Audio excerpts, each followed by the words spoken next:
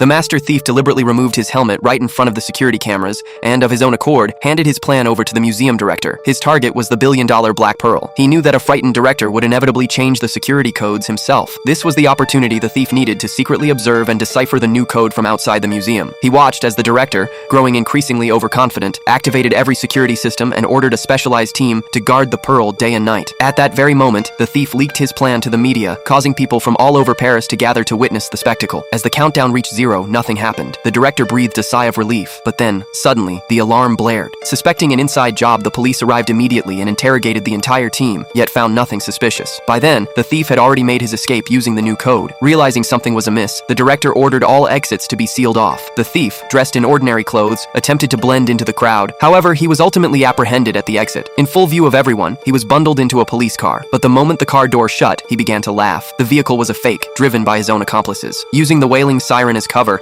he vanished from the scene and set his true plan in motion, a perfect escape strategy. He stepped out of the fake police car, slipped into an alleyway, and scaled a rooftop. He deliberately exposed himself to the police snipers to divert their attention toward himself. He sprinted from one rooftop to another until he reached a gap of roughly 10 meters between two buildings. He took the leap, but deliberately failed, plummeting downward to ensure every eye was fixed upon him. When the police finally arrived at the scene, they found nothing but his signature hat lying there. Acting on information provided by a witness, the inspector immediately rushed to the hospital. There, he finds the thief lying motionless in the morgue. Even after touching the cold body, he cannot quite believe that such a notorious thief could meet his end in this manner. News of his death spreads rapidly, and preparations for his funeral rites begin. However, just moments before the burial, the inspector halts the ceremony and demands that the coffin be opened. Despite the family's protests, the coffin is opened. Upon seeing the corpse inside, the inspector feels embarrassed and leaves the scene. Just as the final flowers are being placed upon the grave, the thief suddenly opens his eyes. He unlatches a secret compartment built into the bottom of the coffin, slips into a pre-prepared tunnel, and makes his escape. In reality, he had orchestrated this entire scheme 2 weeks in advance. He had predetermined his landing spot and, with the aid of a window awning and a specialized airbag jacket, had executed a safe landing. Subsequently, his accomplices transported him to the morgue, where, using a special spray, he feigned his own death right under the inspector's nose. Now the entire world believes he is dead, and the $2 billion